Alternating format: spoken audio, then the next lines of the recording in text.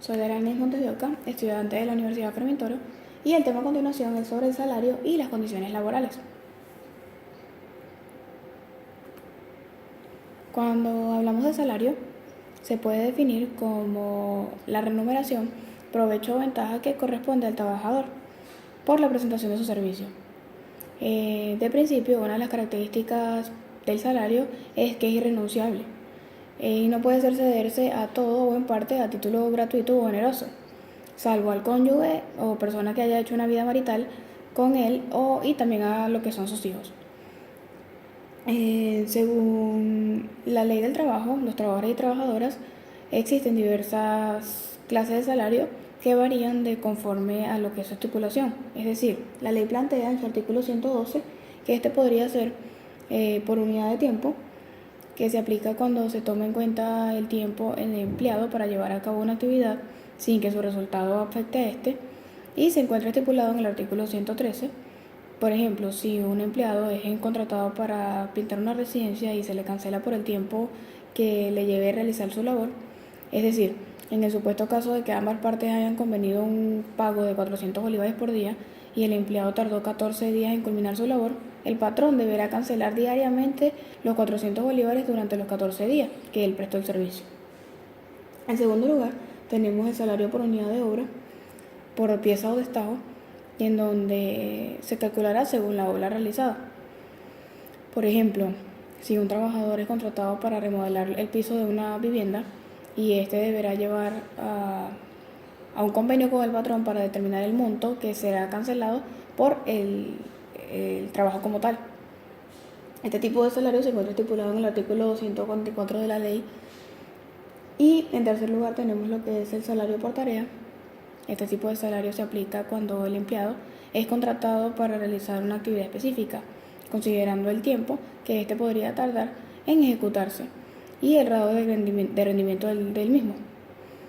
Si un empleado es contratado para realizar algún trabajo, se debe tomar en cuenta el tiempo que se llevará a cabo para terminar el mismo. En muchas ocasiones, los trabajadores se extienden el tiempo de empleado en una actividad para así percibir mayores ingresos, lo cual es innecesario en la mayoría de las veces. Este tipo de salario se encuentra estipulado en el artículo 115 de la Ley del Trabajo.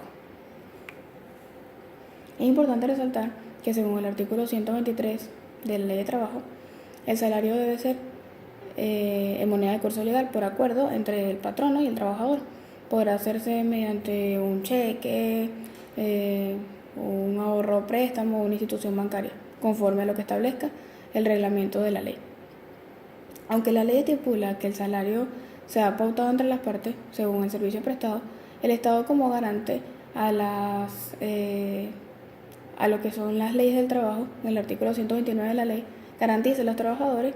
del sector público y privado un salario mínimo que será ajustado cada año, conforme a lo que se establezca en la Constitución de la República Bolivariana de Venezuela. Ahora bien, cuando se habla de principios de igual salario, de igual trabajo, trabajo igual desempeñando el puesto de trabajo por condiciones de eficiencia, debe corresponderse al salario igual. A estos fines se tendrá presente a la capacidad del trabajador o trabajadora con relación a la causa de trabajo que ejecuta. Lo anterior quiero dar a entender que no excluye la posibilidad de que el carácter social sea por antigüedad, por responsabilidades, economía de materias primas u otras circunstancias, siempre que esas primas sean generales para todos los trabajadores o trabajadoras que se encuentran en condiciones de trabajo. Es decir, aunque haya un trabajo mínimo que respetar, no obstante, el salario debe adecuarse al trabajo de servicio realizado y debe ser igual al de todos los trabajadores, bajo lo que son las mismas condiciones de prestación de servicio. Y el hecho de que el salario sea ajustado y supere la base del sueldo mínimo no quiere decir que se excluyan los demás beneficios estipulados en lo que es la ley,